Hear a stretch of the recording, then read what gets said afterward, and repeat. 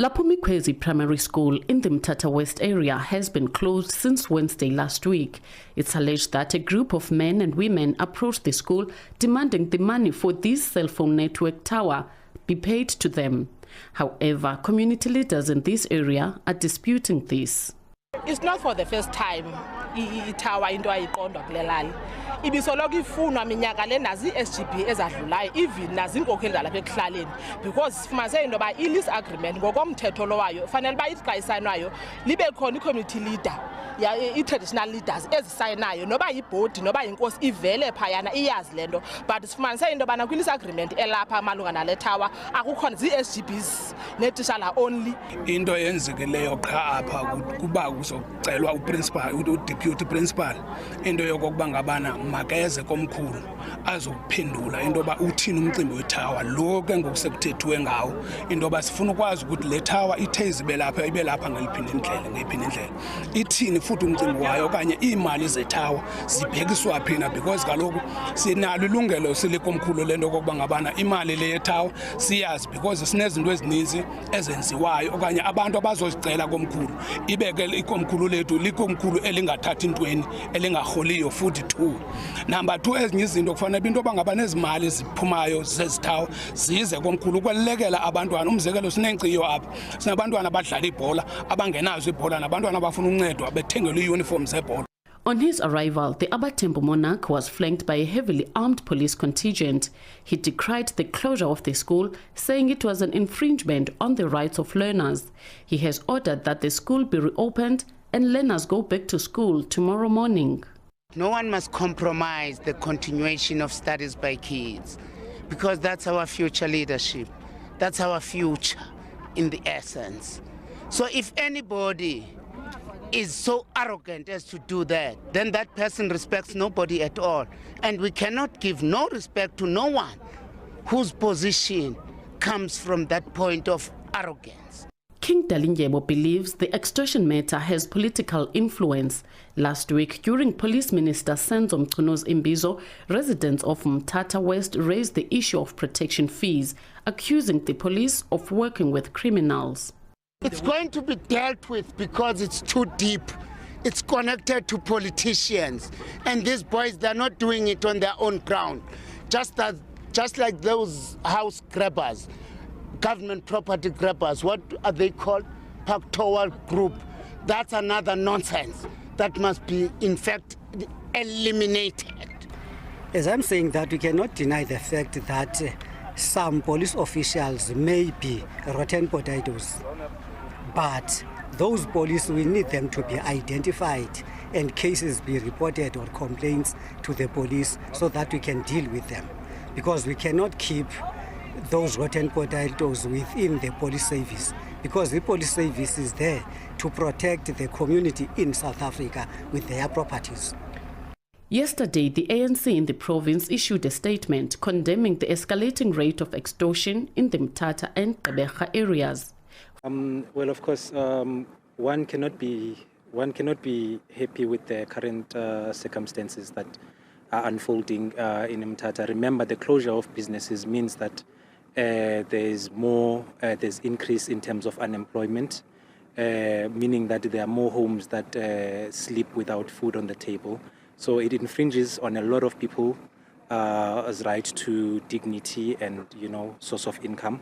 So obvious, one can never be happy about that situation, and it's very much,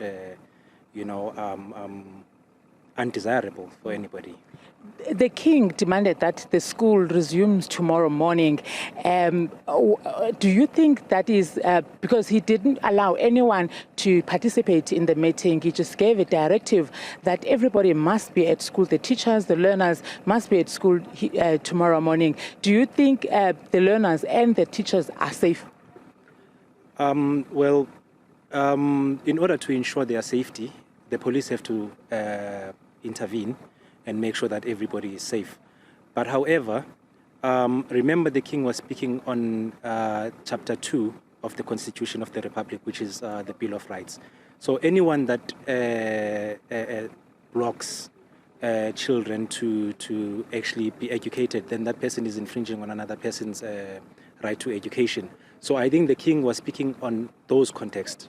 And it can never be business as usual when schools are not operating. How exactly do these extortion rackets work? Hi, good evening, Tembekile, and good evening to your viewers. And yes, these, we really don't know how they operate. All that we know that they're very shrewd in how they what they do, because it's very organized. And they, it's as if they come out of nowhere, targeting our vehicles. They know exactly where our guys are working. And then they approach the guys with firearms and just give their threats through. And at one particular time, they just made a point of robbing one of the guys as well. When you say come out of nowhere, does that suggest or mean that this is a new trend? And as far as it affects municipal workers, because I know, for example, some business people in Cape Town have already complained over the years that they too have to pay over a portion of their profits in order to get protection or face attack by criminal syndicates. Yes, this is a new trend now. They're targeting the municipal workers directly, because previously what they did, they confronted the contractors that has that has been contracted with the city of Cape Town. What they're now doing is, because in some of the areas we don't have contractors anymore, so they're targeting the city staff directly. That is doing the collections and the cleansing in the area. And when you say there are demands for money made from officials or at officials, how much do these criminals want? What are they demanding? How much? Is there a figure? They don't give a figure. In fact, on the two occasions, they're just saying that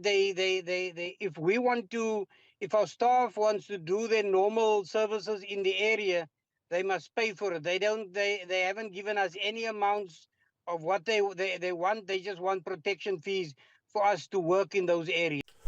We are always saying that South Africa is a movie, but at this point, it's no longer funny, because when we say South Africa is a movie, we are saying this in a comedic sense, because that's the humor of South Africans. We joke about everything and almost anything, even the most tragic of things that happen to us. But at this point, it's not funny. It's funny that I'm laughing, but no pun intended. This is not funny at all. How is it that here in South Africa, you can have a school being closed down by criminal syndicates or by criminal organizations being able to close down a school, meaning that they are not allowing probably their own children and your children to go to school just because protection fee. Businesses are closing down, and when businesses close down, it means that less people are employed, and therefore it increases the unemployment rate. And for many people who are watching this, including myself, for a moment I thought, wow, this is not something that happens all over South Africa. But if it's not dealt with an iron fist, now when it's early in Mthatha and all the other areas where extortion is a thing here in South Africa, if it's not dealt with an iron fist and they make an example out of these extortion groups, the situation is going to actually get worse. I can only imagine for myself in the area that I am currently having my business in. I've never heard of such a thing. And if there is such a thing, it hasn't happened to me.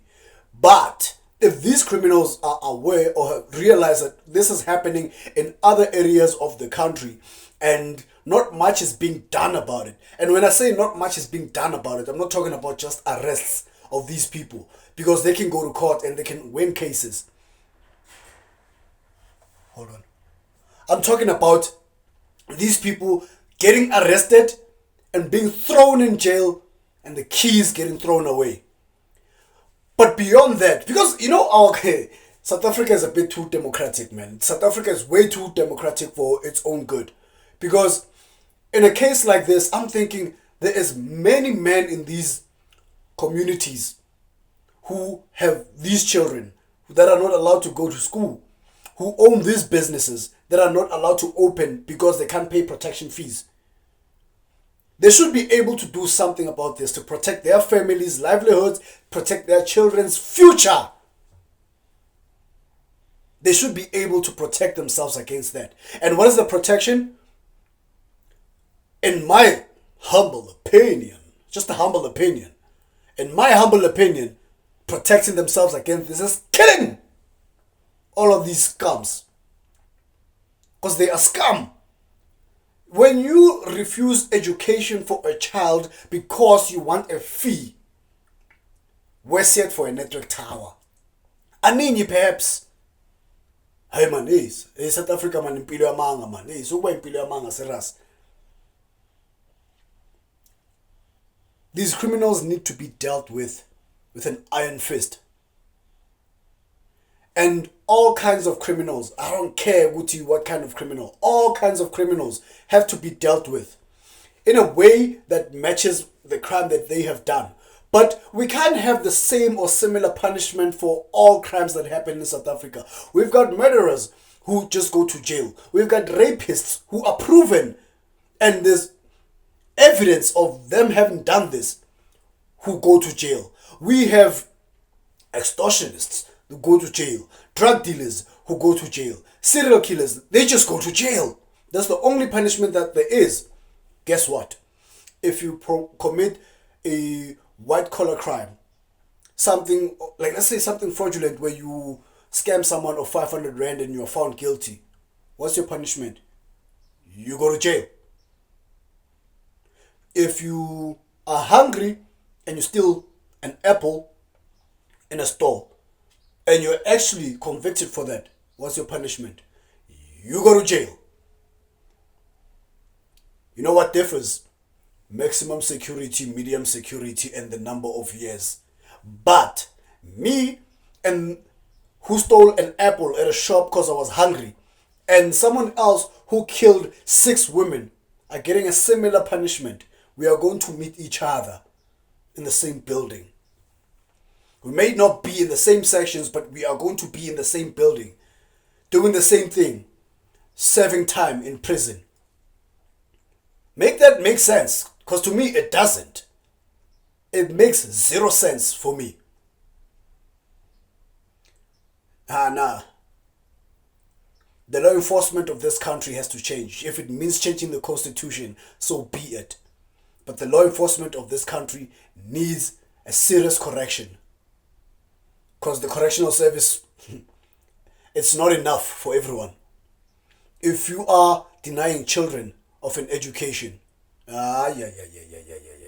you don't just deserve jail right now. You deserve to be in jail and starved, maybe to death, or half past. Starved, then they feed you just enough for you to survive, and they leave you to starve for a good long period of time. And not for the sake of correction, for the sake of punishment. This thing of prison and in South Africa being a correctional services thing has to be changed. Correctional services can be for someone who stole an apple at a shop because they were hungry. You go to correctional services, they teach you, listen man, you don't have to steal an apple. What you can do is clean that shop maybe, or clean the outside of that shop and ask the person in the shop to give you an apple. It's not going to be sustainable for many people, but simple things like that. An act of service and you can be paid with an apple because you are hungry. That's correctional. But if I'm a murderer, what are you going to tell me? What are you going to teach me? To not be a murderer again? Nah. But anyway, let me know what you think. That's just my opinion. Let's have a conversation. I'll see you in the next one. Salute.